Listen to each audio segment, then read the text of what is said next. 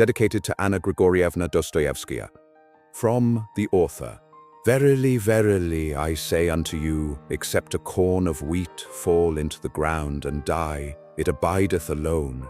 But if it die, it bringeth forth much fruit. John 12:24. In beginning the account of the life of my hero, Alexei Fyodorovich Karamazov, I feel some perplexity. For although I call Alexei Fyodorovich my hero, I know very well that he is by no means a great man. Thus I foresee that questions like the following are unavoidable. What is so remarkable about your Alexei Fyodorovich that you chose him as your hero? What has he accomplished? To whom is he known? And for what? Why should I, the reader, spend my time studying the facts of his life? The last question is the most fatal because I can only answer it with, perhaps you will see for yourself if you read the novel. But what if they read the novel and do not see it? If they do not agree that my Alexei Fyodorovich is remarkable? I say this because I regretfully foresee that this will be so. To me he is remarkable, but I very much doubt whether I can prove it to the reader. The fact is that he is perhaps a man of action, but of an indefinite, unsettled sort. Though it would be strange to demand clarity from people in a time such as ours. One thing seems fairly clear. He is a strange man, even an eccentric. But strangeness and eccentricity tend to be a hindrance rather than a claim to attention, especially in a time when everyone is striving to unify the particulars and to find some common meaning in the general confusion. In most cases, the eccentric is a particular and isolated thing. Is that not so? Now, if you do not agree with this last assertion, and answer not so or not always, then I might take some courage regarding the significance of my hero Alexei Fyodorovich. For an eccentric is not always a particular and isolated thing. On the contrary, it sometimes happens that it is precisely he who carries within himself the heart of the whole, while the rest of the people of his age have, for some passing reason, been torn away from it for a time. I could, in fact, have dispensed with these uninteresting and vague explanations and simply begun without any preface. If it pleases you, you may read it that way. But the trouble is that while there is one biography, there are two novels. The main novel is the second, which treats my hero's activity in our own time, at the present moment. The first novel took place 13 years ago and is scarcely a novel at all, merely a single moment of my hero's early youth.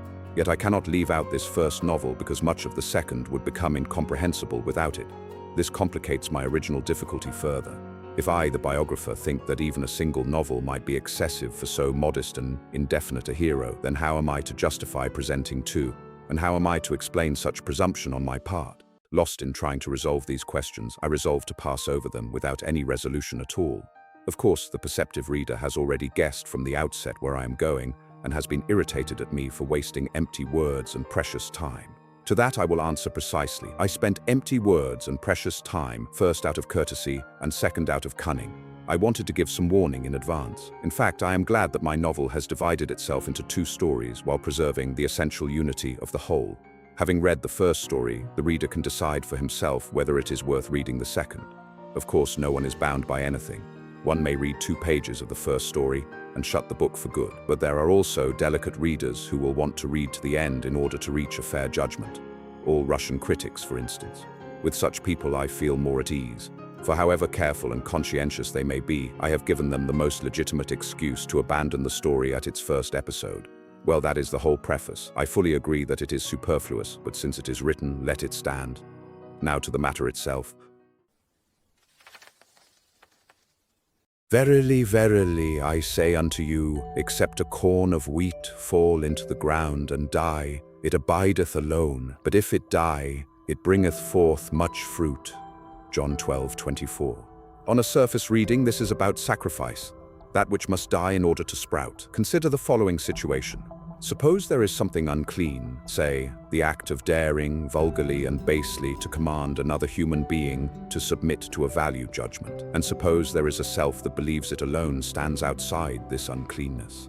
That self discovers the unclean act and points to it as unclean.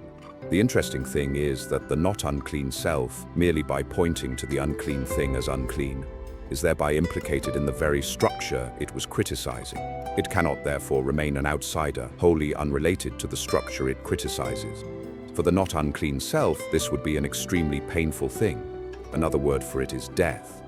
To avoid this death, the not unclean self may point to the unclean thing while pretending it is doing no such thing. To protect its image of its own innocence, it may disguise a command as something other than a command. But the innocence obtained this way is not honest innocence. a self-suspicion remains that it is a cowardly innocence preserved by concealing one's own involvement. One avoids death and takes on instead the filth of cowardice. That too is painful, all the same. Yet just as a single grain of wheat brings forth much fruit by dying, if that not unclean self sprouts by becoming unclean, then the death may not be in vain. The death of the grain is meaningful not because death itself is noble, but because it bears fruit. So too an author's self-damage, or a base representation, may suffice in itself if it produces a new recognition in the reader. Not sacrifice, not self-harm, not excretion, but occurrence. This will be taken up again later, in the death of Zosima within the work itself.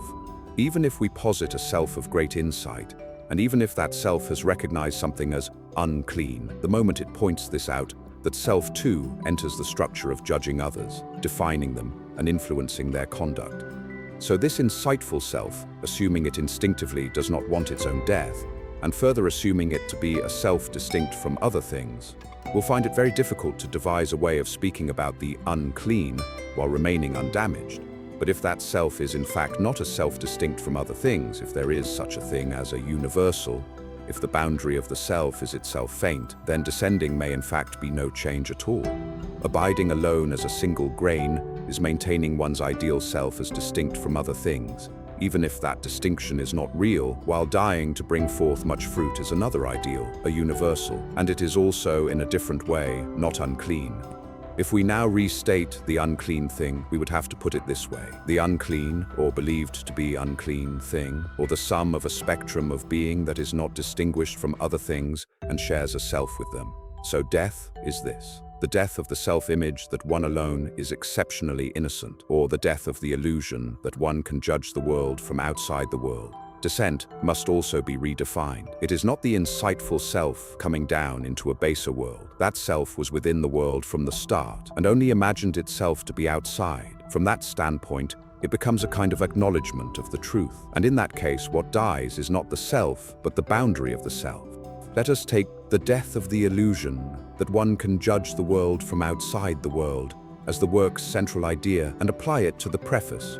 One of the selves, Dostoevsky, asks, why should the reader spend his time on Alyosha? For the ideal self, to state that Alyosha is worth looking at, does not fit the central idea. If the author sets himself up as an absolute judge standing outside the world and the work, and presents his own judgment of Alyosha's value as a final verdict the reader must follow, that conflicts with the work's central idea. I stand outside the world and the work, and I know Alyosha's value objectively. Therefore, the reader must accept my verdict. It is this kind of transcendent, innocent position that conflicts with the central idea. By contrast, the following is permissible. I think Alyosha is remarkable, but I do not know whether I can prove it to you. I also acknowledge the possibility that you will read and not agree. The narrator does not preserve himself as an exceptional judge. He too comes down to the position of one who is judged. The author too is absorbed into the world as one's self among others. Sometimes it is the eccentric who carries within himself the heart of the whole, and it is rather the rest of the people of his age who have been torn away from that heart. This is at once the content of that central idea itself, and since it does not contradict Dostoevsky's claim that Alyosha is worth looking at, the self-called Dostoevsky at least defers passing the verdict that Alyosha is worthless merely on the grounds that he is not ordinary and stands apart from the many. Very interestingly, owing to the historical fact of Dostoevsky's death and the work's incompleteness, that second novel does not exist in this world. As a result, the deferral of the final verdict contained in the preface was realized to an extreme even outside the work. Whether this was an intended form or a formal effect produced by the work's posthumous fate cannot be known. But as was said earlier, if it die, it bringeth forth much fruit.